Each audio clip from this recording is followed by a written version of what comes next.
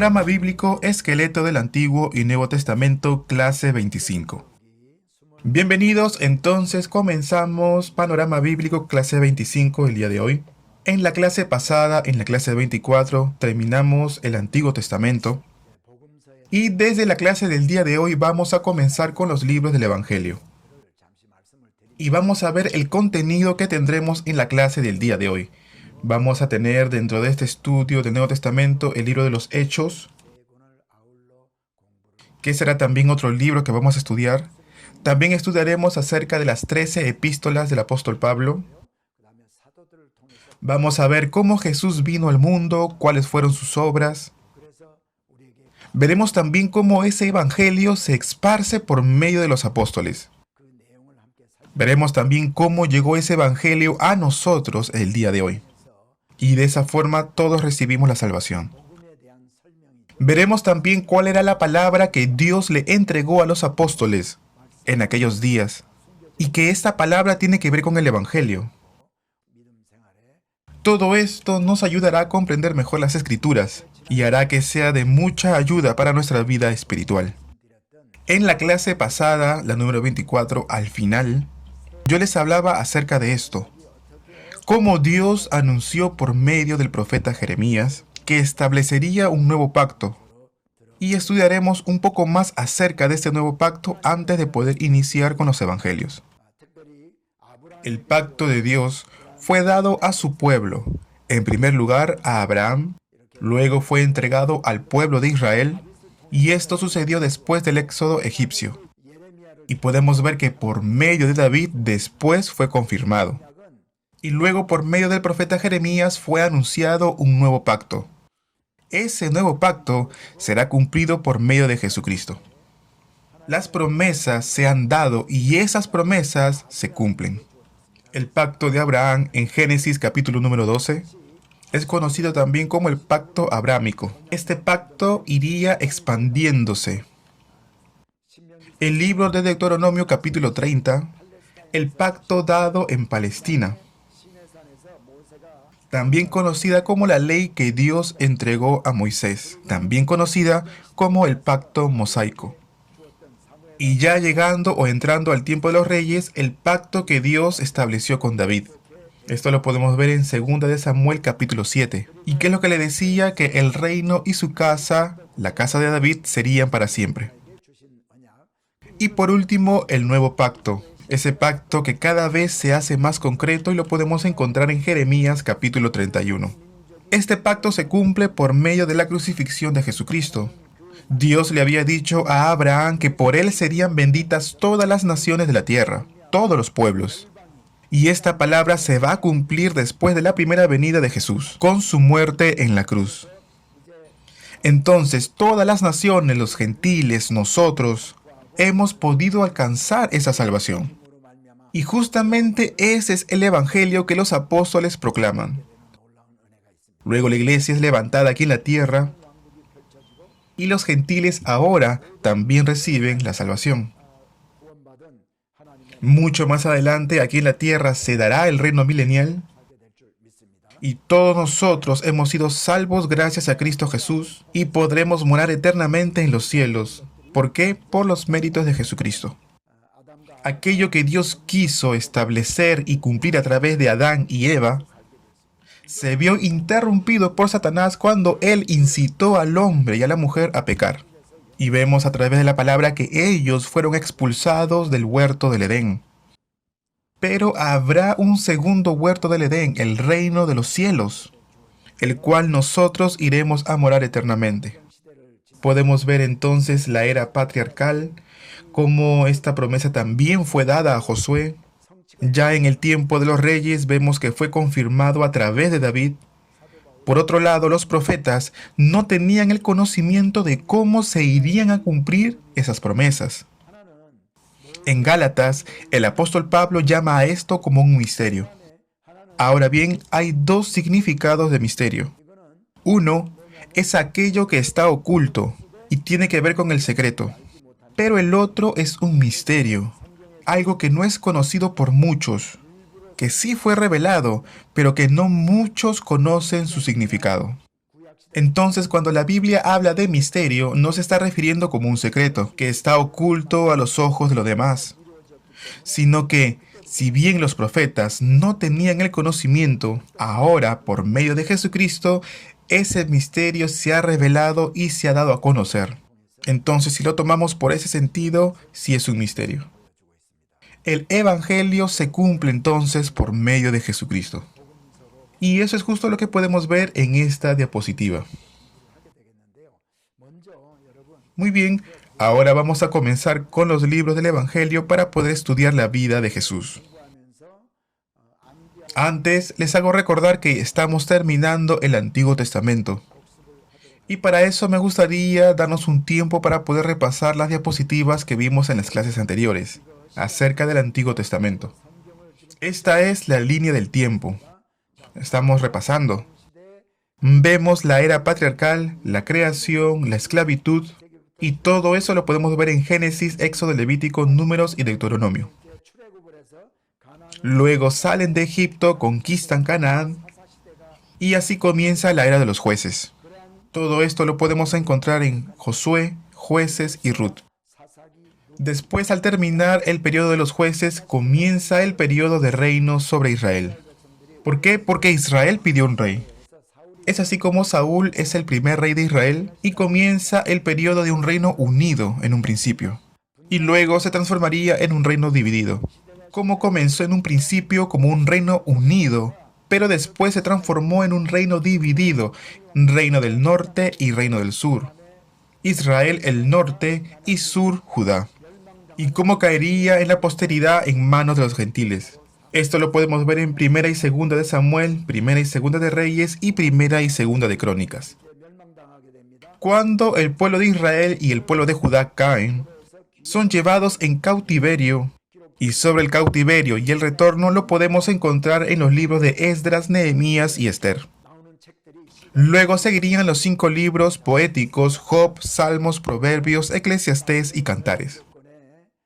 Y luego tenemos los siguientes libros, que serían los proféticos, comenzando desde Isaías hasta Malaquías. Serían 17 libros proféticos. Luego Jesucristo vendría a este mundo y comenzaría a predicar el Evangelio. Y los apóstoles también harían lo mismo. Esto lo podríamos ver en el libro de Mateo, Marcos, Lucas y Juan, y también en el libro de los Hechos. En el tiempo de la iglesia primitiva, los apóstoles predican acerca del Evangelio. Ahora bien, ¿en qué consiste el Evangelio? Esa explicación la encontraremos en las cartas o en las epístolas escritas por los apóstoles. Entre ellas, Pablo, que escribió 13 epístolas, y el resto de las 8 cartas generales, los demás apóstoles, que en total sumarían 21 epístolas o cartas. Cuando estudiemos el libro de los Hechos, también estudiaremos las epístolas o cartas paulinas. Los primeros cristianos también esperaban en una cosa, que era también la venida del Señor. Ese día en que el Señor retornará aquí en la tierra. Esa era la esperanza de ellos, pero también esa es nuestra esperanza. ¿Por qué? Porque nosotros también anhelamos la segunda venida del Señor. ¿Cómo será esa venida del Señor? ¿Qué cosas sucederán antes y después del primer y segundo retorno? Todo eso se encuentra en el libro de Apocalipsis, que sería el último libro del Nuevo Testamento y también el único libro profético del Nuevo Testamento. También vimos acerca de los cambios básicos dentro de la historia. 2000 a.C. tenemos que recordar a Abraham en la edad de bronce, a mediados de la edad de bronce. 500 años después, en la edad de bronce, a Josué. 500 años después, tenemos que recordar a David en la edad de hierro. 500 años después, a Daniel en el trasfondo persa. Y 500 años después, a Jesucristo en el trasfondo o la época romana. Y entre los personajes hay un intervalo de 500 años. Y entre esos 500 nosotros hemos agrupado 400 años de acontecimientos muy importantes. Entre Abraham y Josué, los 400 años de esclavitud, que el pueblo de Israel estuvo en Egipto. Entre Josué y David hay 400 años de jueces. Luego, entre David y Daniel se darían los 400 años de reyes. Luego, más adelante, entre Daniel y Jesús, luego de que aquellos que fueron llevados en cautiverio retornaron a Jerusalén, se darían los 400 años de silencio. Y esto sería después del profeta Malaquías. Quisiera que puedan repetir conmigo para tratar de memorizar esta parte. 2000 antes de Cristo, Abraham. 1500 antes de Cristo, Josué. 1000 antes de Cristo, David. 500 antes de Cristo, Daniel. Año cero, Jesús. Los primeros 400, así es de esclavitud. Los segundos 400, de jueces. Los terceros 400, de reyes. Y los últimos 400, así es, de silencio. Deseo que ustedes puedan recordar toda esta información sin falta, porque es muy importante. Y les hago recordar que hace falta repetir y repetir para poder memorizar. Y esto se haga suyo y lo puedan recordar. Ahora bien, vamos a repasar el mapa con las ciudades más importantes de Israel. Así que viendo esta gráfica vamos a tratar de repasar. Tenemos ahí en línea horizontal la ruta de los patriarcas, o también conocido como el camino de los patriarcas. Siquem, Silo, Betel, Ai, Mispa, Ramá, Gabaa, Jerusalén, Belén, Hebrón y Berseba. Y de Jerusalén se llega a Jericó, y de Jericó a Mitmas. Y entre Mispa y Gabaa podemos llegar a Gabaón. Y de Gabaón podemos llegar a Ajalón, porque hay dos cuestas. Del lado norte tenemos la cuesta de Bet Orón. Y por el lado sur tenemos la cuesta de Kiriat Jearim. Una vez más, viendo este gráfico, vamos a repasar.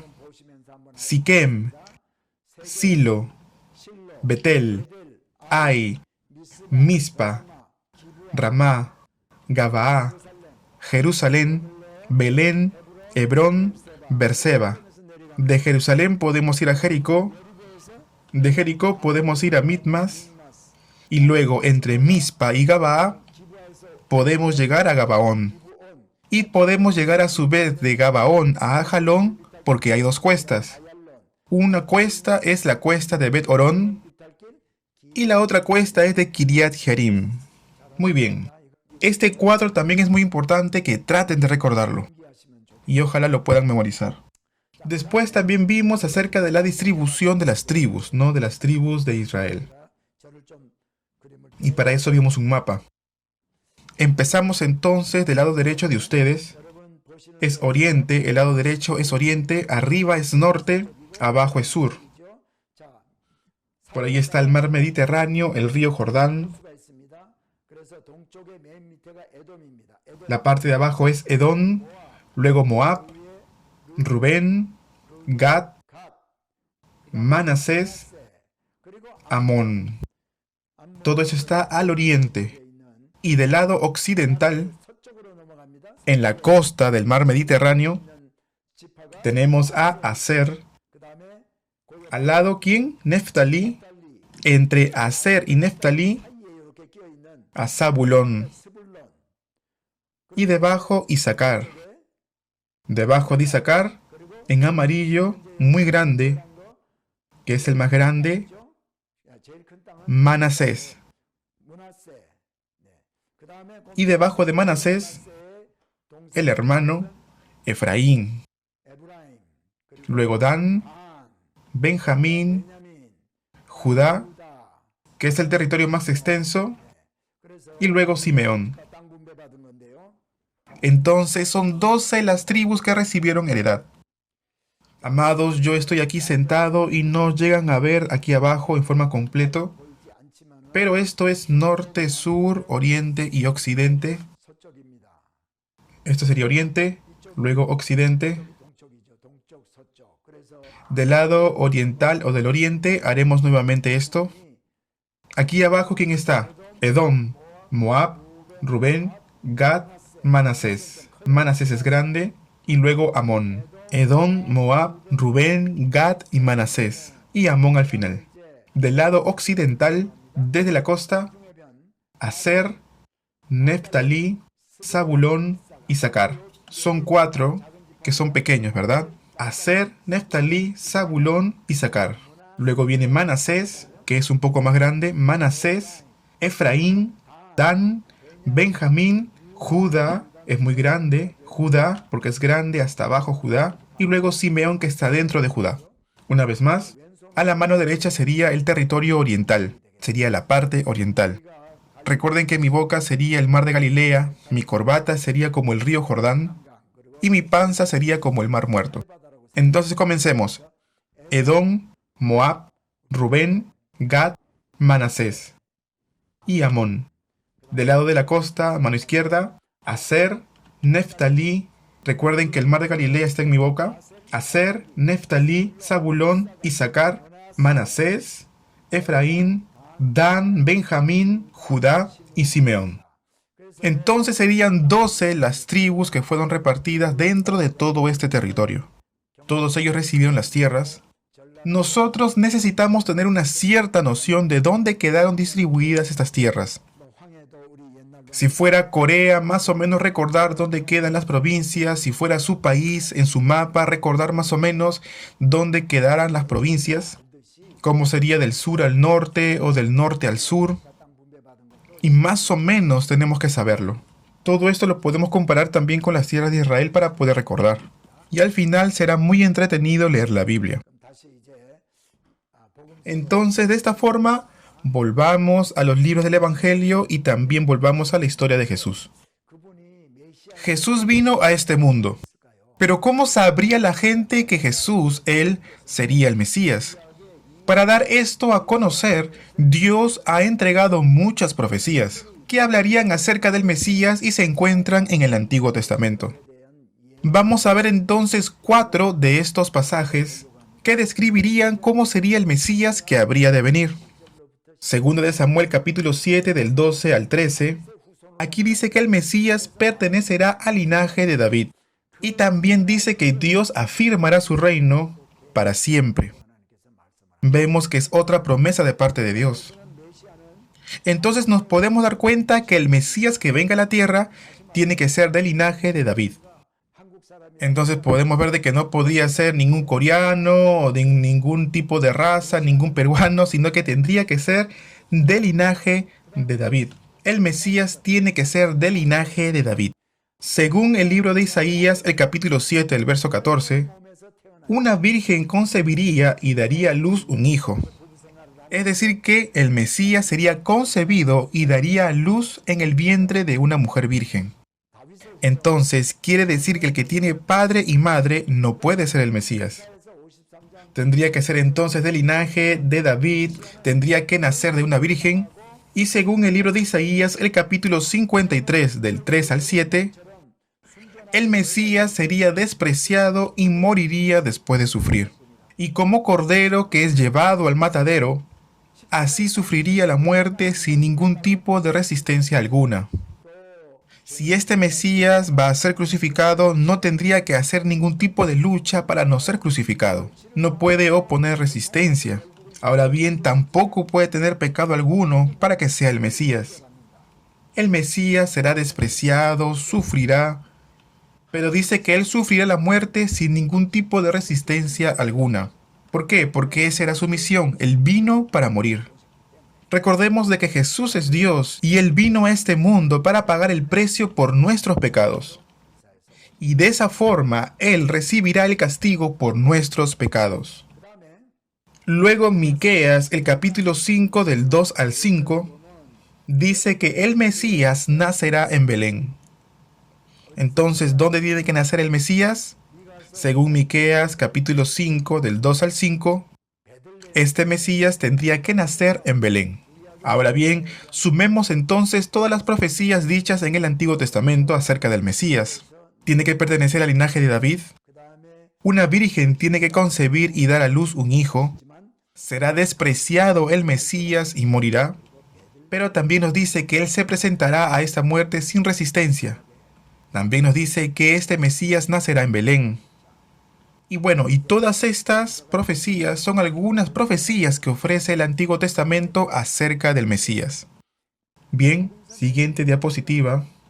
Entonces son 4 libros del Evangelio. En la época de la iglesia primitiva se decía, entonces necesitamos 4 libros del Evangelio.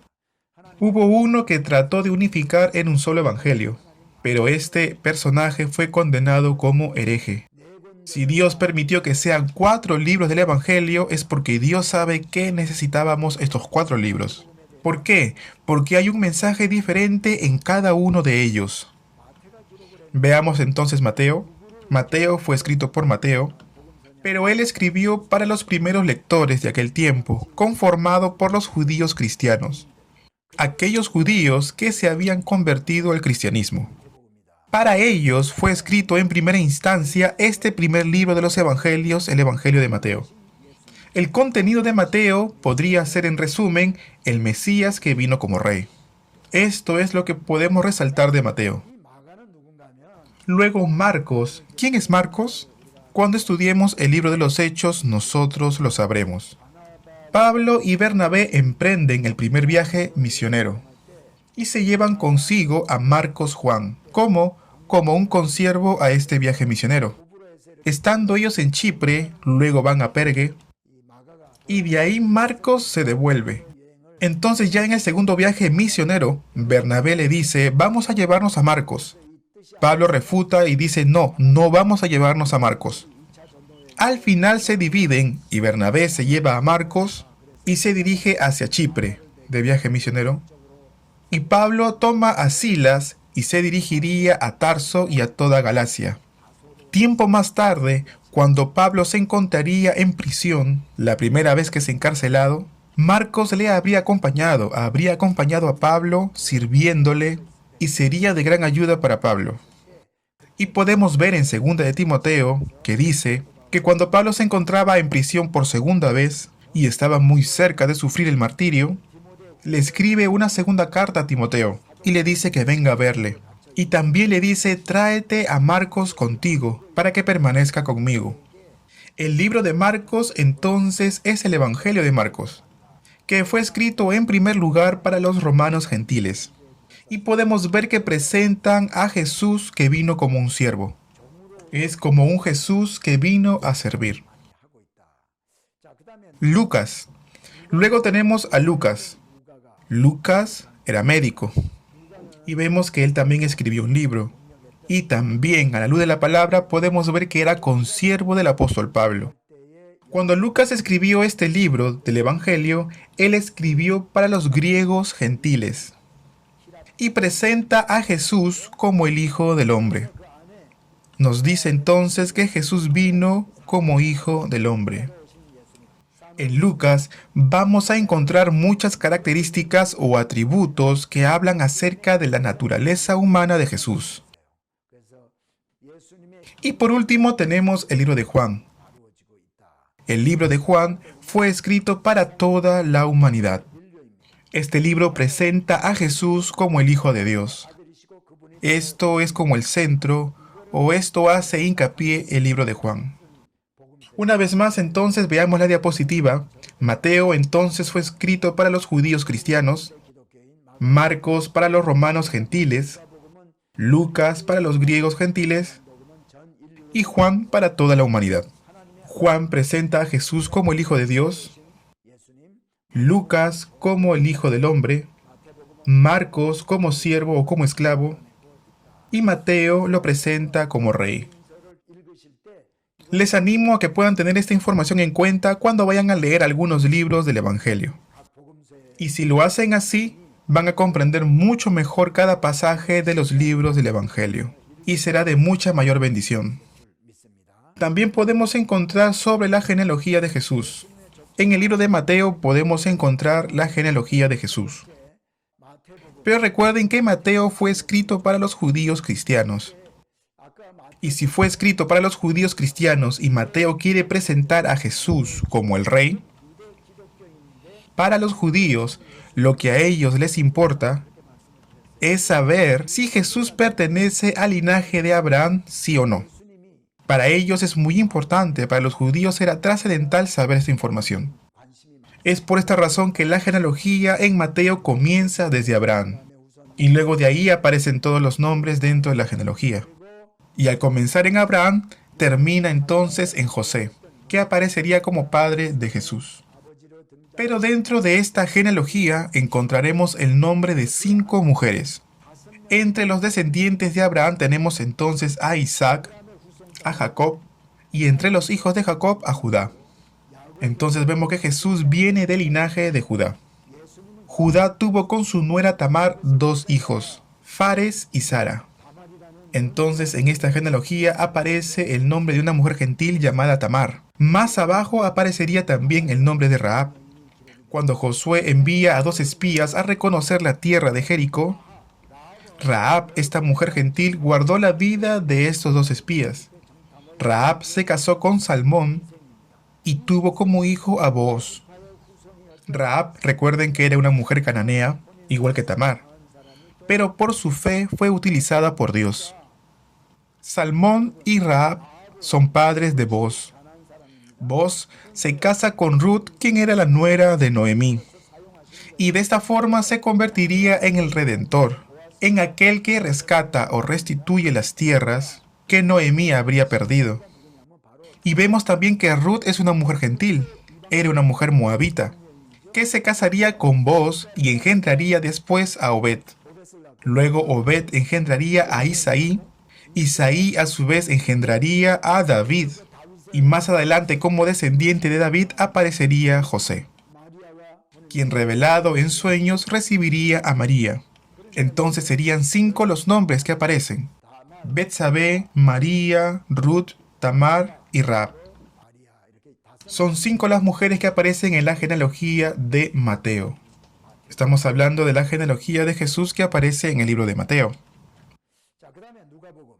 Muy bien, entonces seguiremos con el libro de Lucas. Anteriormente les dije que Lucas había sido escrito para los griegos gentiles y que presentaba a Jesús como el Hijo del Hombre. Entonces, ¿quién es el padre de todos los hombres? Adán. Adán. Es por eso que su genealogía se remonta hasta Adán. Comienza en Jesús y se remonta o retrocede hasta Adán, el primer hombre, haciendo un hincapié en la naturaleza humana de Jesús. Y en esta genealogía de Jesús no aparecerían los nombres de las mujeres. Muy bien, entonces continuemos con Marcos. Marcos no menciona ninguna genealogía. Marcos fue escrito para los romanos gentiles y presentaría a Jesús como el siervo que vino a este mundo para servir. Un esclavo no tiene genealogía, ¿verdad? No necesitaría de una genealogía. Es por esa razón que en Marcos no está la genealogía de Jesús. En la época de Jesús, los romanos tenían muchos esclavos, aquellos que habían sido derrotados en las guerras. Y en realidad a los romanos, ¿qué le importa si el esclavo de su casa pertenece a la 7ª generación de tal o cual persona? En realidad, para los romanos no tendría mayor relevancia o mayor importancia. Es por eso que Marcos no va a incluir ninguna genealogía de Jesús. Ahora bien, por último veamos a Juan. También lo dije anteriormente, que Juan fue escrito para toda la humanidad y presenta a Jesús como el Hijo de Dios. Juan fue escrito para revelarnos que Jesús fue el Hijo de Dios. Juan 1:1 nos dice: en el principio era el Verbo, y el Verbo era con Dios, y el Verbo era Dios. El Verbo estuvo entonces en el principio, y ese Verbo era Dios, y ese Verbo estaba con Dios y era Dios. De esta forma lo dice en su primer versículo. Y luego más adelante en el verso 14 dice: y ese Verbo fue hecho carne y habitó entre nosotros. El Verbo es Dios, nos dice en capítulo 1, verso 1. Y en el 1:14 nos dice que aquel Verbo fue hecho carne y habitó entre nosotros, entre los hombres. Ese Verbo, el Verbo que es Dios, nació del vientre de María para que habitara entre nosotros y sea así para nosotros el Dios Emmanuel. Entonces Jesucristo que vino a este mundo, Él es Dios. Entonces estas son las 4 características de los evangelios que también incluyen las genealogías. Ahora bien, veamos un poco acerca de la vida de Jesús en la siguiente diapositiva. En primer lugar tendremos entonces el nacimiento y la infancia. En los libros del Evangelio encontraremos muchas referencias acerca del nacimiento de Jesús. Todo eso lo podemos ver en los 4 libros del Evangelio. Pero sobre la infancia no encontraremos muchas referencias. En el libro de Lucas tenemos una referencia, cuando Jesús tenía 12 años. Fue a Jerusalén con María y José para celebrar así las Pascuas. Y vemos que Jesús se quedó en el templo conversando con los maestros, con los escribas, y María y José lo encuentran a Jesús varios días después. Y Lucas nos dice que Jesús crecía en gracia ante Dios y los hombres. Después de los 12 años hasta los 30 años no tenemos registros sobre Jesús en los 4 libros del Evangelio. Su ministerio público duró 3 años y medio, y esto sí lo tenemos registrado en los libros del Evangelio. Fue bautizado en el río Jordán por Juan el Bautista, hasta que después murió, resucitó y ascendió a los cielos. Entonces podemos ver diferentes etapas en la vida de Jesús, desde su nacimiento hasta su infancia, su juventud, su muerte y ascensión. Vamos a ver entonces en la siguiente diapositiva el trasfondo político. Jesús nació entonces en el año 4 a.C. Casi todos los teólogos coinciden en esto, en este tiempo, en este año. El rey Herodes, y esto lo vimos en la clase 23 y en la clase 24, cómo Herodes habría sido hecho emperador de Judea. El reino Asmoneo nombró al abuelo de Herodes como gobernador de Idumea. Y al final vemos que Herodes, recibiendo el apoyo del Senado romano, fue nombrado como gobernador de Judea, con la ayuda del general Antonio. Luego vino a la tierra de Canaán y se estableció allí, como su gobernador. No me acuerdo si fue en la clase anterior o en 2 clases atrás. Yo me equivoqué y creo que les había dicho que el rey Herodes habría gobernado desde el año 27 a.C. hasta el año 4 a.C. En realidad no es así, sino que gobernó desde el año 37 a.C. hasta el año 4 a.C. Eso quiere decir que más o menos 33 o 34 años él estuvo en el poder. Muy bien, entonces veamos sobre el nacimiento de Jesús. Jesús nació en el año 4 a.C. y el rey Herodes mandó a matar a todos los niños menores de 2 años. Vemos entonces que sus padres, José y María, refugiaron a Jesús en Egipto. Y luego, anunciado por el ángel, ellos retornarían y morarían en Nazaret. Entonces, desde el año 4 a.C., su infancia sería hasta el año 8 después de Cristo, como hasta los 12 años aproximadamente, si tenemos registros en la Biblia. Después de la muerte de Herodes, entonces se levantarían 3 reyes más que vendrían a ser sus hijos. Estos 3 reyes dividen el reino en 3. Sus hijos eran Arquelao, luego teníamos a Antipas y también tenemos a Herodes Felipe. Los 3 llevarían entonces el primer nombre Herodes como su padre. Arquelao, Antipas y Felipe. Ellos 3 eran los hijos de Herodes. Entonces el reino quedaría dividido en 3 territorios, es decir, bajo 3 gobiernos. ¿Sobre qué territorios gobernaron ellos? Arquelao gobernaría sobre Judea. Herodes Antipas gobernaría sobre Galilea y Berea. Y Herodes Felipe gobernaría sobre Iturea y Traconite. Ahora bien, les voy a mostrar en el mapa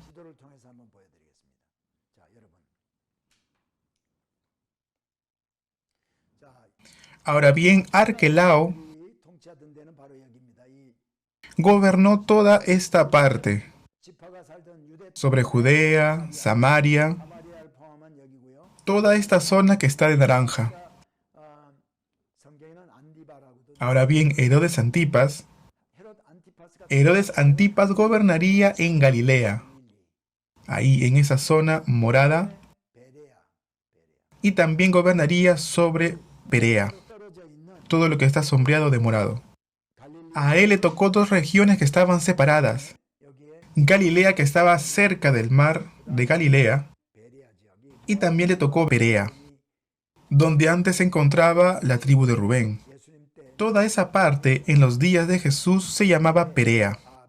Ahora bien, no se confundan con Berea, que se encuentra del lado de Macedonia, que aparece en el libro de Hechos.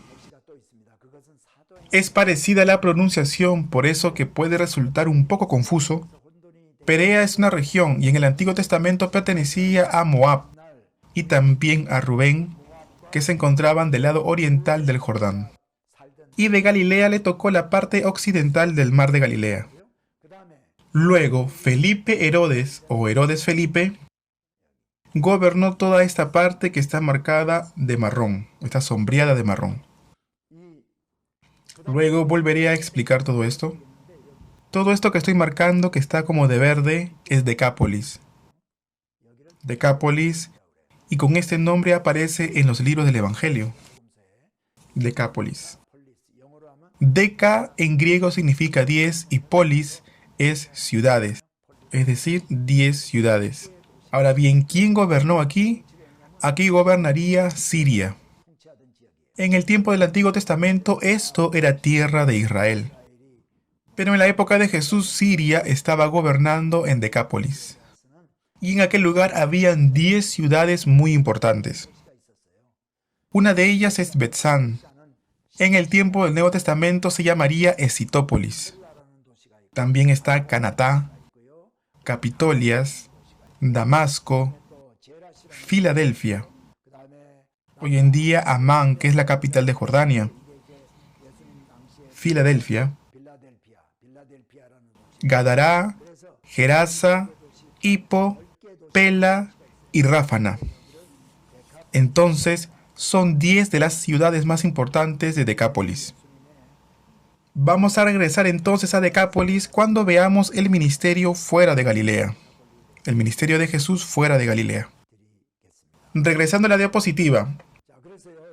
Entonces, viendo esta diapositiva, Arquelao gobernaría unos 10 años aproximadamente. Y en realidad no fue un buen gobernador. El Senado de Roma entonces destituye a Arquelao, mandan a buscarlo desde Roma y lo envían muy lejos de Roma.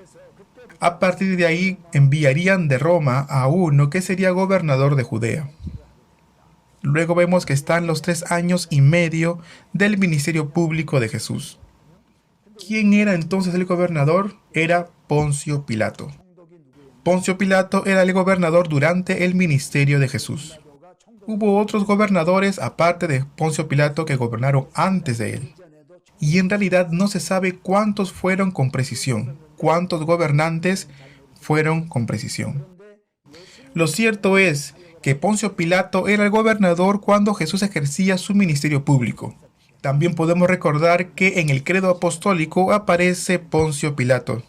Y de esa forma su nombre, Poncio Pilato, es recordado por casi 2000 años cada vez que se recita el credo apostólico o el credo de los apóstoles.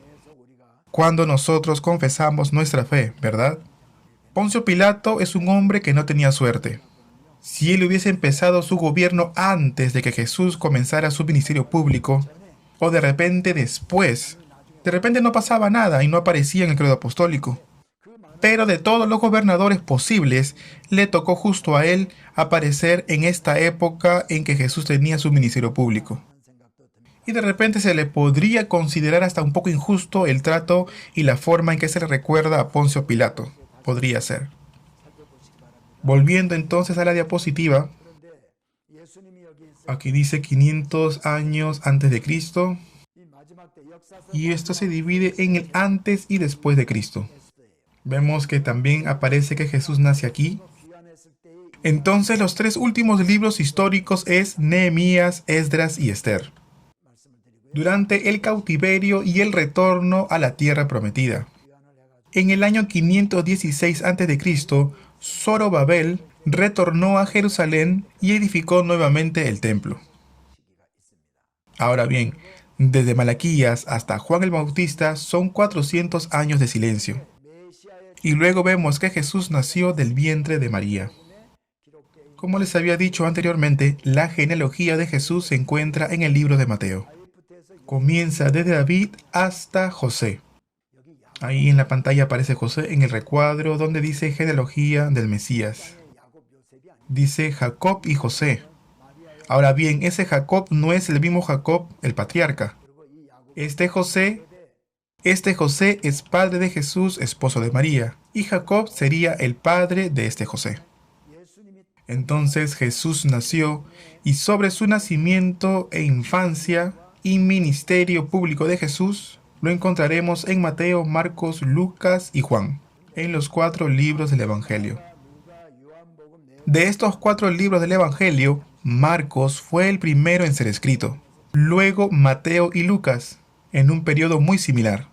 Marcos sería entonces el primero en ser escrito.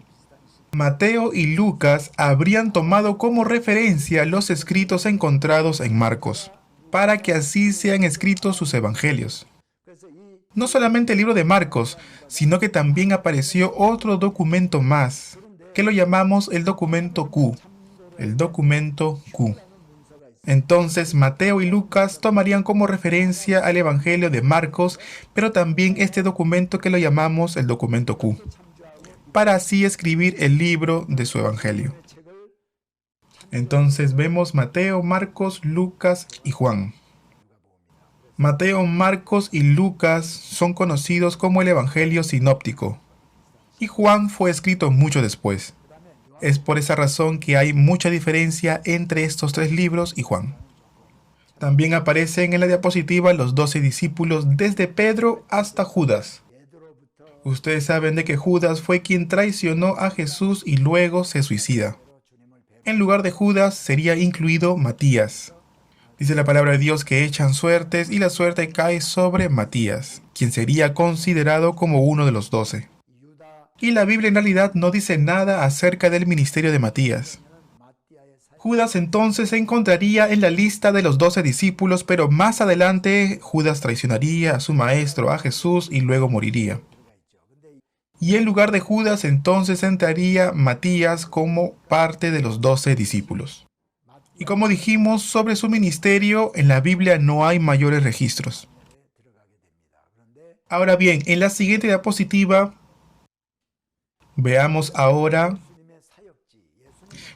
entonces sobre el ministerio público de Jesús, los lugares geográficos en donde él desarrolló su ministerio. Veamos entonces en primer lugar sobre Judea y Jerusalén. Vemos que fue en Jerusalén, en toda Judea, en Jericó, en Betania, en Efraín. Efraín es una ciudad que se encuentra dentro del territorio que habría recibido la tribu de Efraín en el tiempo del Antiguo Testamento. Entonces Jesús desarrolló su ministerio en Judea y también en Jerusalén. Pero vemos también que desarrolló su ministerio en Galilea. Jesús pasó su infancia en Nazaret, luego también en Capernaum. Nazaret es un pueblo que se encuentra en medio del monte. Capernaum era una ciudad muy importante, porque por ahí pasaba un camino que llevaría a Damasco. El Señor, por motivos estratégicos, cambiarían como su especie de base militar a Capernaum. Betsaida sería otra ciudad que se encuentra al norte del mar de Galilea. Del lado occidental tenemos a Tiberia. Todas estas ciudades están cerca o alrededor del mar de Galilea. Tiberia, Genesaret, Corazín, son ciudades que se encuentran alrededor del mar de Galilea. Pero también vemos que Jesús desarrolló su ministerio fuera de Galilea. Es por eso que podemos dividir entonces en 3 regiones. Judea y Jerusalén, ministerio en Galilea y ministerio fuera de Galilea. Fuera de Galilea tenemos a Decápolis, Berea. Las ciudades de Tiro y Sidón se encuentran en Fenicia. De Fenicia salió Jezabel, ¿se acuerdan? Hija de Etbaal. Tiro y Sidón son ciudades de naciones gentiles. En la época de Jesús, Fenicia es llamado Siria, y Asiria gobernaba sobre Fenicia. Al igual que Decápolis, Fenicia era gobernada por Asiria, al igual que Decápolis. Incluyendo Tiro y Sidón, todos eran gobernados por Asiria. Cuando nosotros estudiamos acerca del profeta Elías, nosotros vimos cómo Elías había recibido la provisión de una viuda que se encontraba en Sarepta. Sarepta se encontraba entre Tiro y Sidón. Tiro y Sidón serían ciudades paganas. Jesús desarrollaría parte de su ministerio allá. Lo veremos más adelante cuando comencemos a estudiar acerca del ministerio de Jesús. Cuando Jesús estuvo en Tiro, la mujer sirofenicia se acerca a Jesús pidiendo por sanidad, por la sanidad de su hija. Sirofenicia, ¿verdad? Sirofenicia es la mujer. En otras palabras, de Fenicia gobernada por Siria. Es de repente como los coreanos que nacieron en Estados Unidos, que son llamados coreano-americano. Bueno, de esta forma también pudo haber sido Sirofenicia, que era de Siria y de Fenicia. Y además esta mujer era cananea, era mujer cananea, una mujer sirofenicia, porque ella pertenecía a la tierra de Fenicia gobernada por Siria. Decápolis también estuvo por allí Jesús cuando fue a Cesarea de Filipo y luego fue a Decápolis. Y también estuvo en Berea. Yo les hablaba de esta ciudad anteriormente. Edom, Moab, Rubén, Gad. Esa parte de Rubén y Gad en la época de Jesús se llama Berea. Y al norte de Judea se encontraría Samaria. Bueno, entonces dividimos en 3 zonas geográficas el ministerio de Jesús. Sobre la vida de Jesús, que me gustaría estudiar con ustedes, creo que no vamos a llegar, mejor lo dejamos para la próxima clase, para poder estudiar a fondo este tema. La vida de Jesús comienza con su nacimiento. Luego la muerte de Jesús, su resurrección y su ascensión. Encontramos los registros de todo esto en varios libros del Evangelio. Pero me gustaría presentarles la vida de Jesús en forma cronológica, para poder conocer el ministerio incipiente de Jesús, el ministerio intermedio de Jesús, y conocer por último el ministerio final de Jesús, antes de que sea crucificado. Entonces estudiaremos la vida de Jesús en forma cronológica. Y esto lo veremos en la próxima clase. Gracias por el esfuerzo que han hecho en el día de hoy y nos estaremos viendo en la clase 26. Gracias.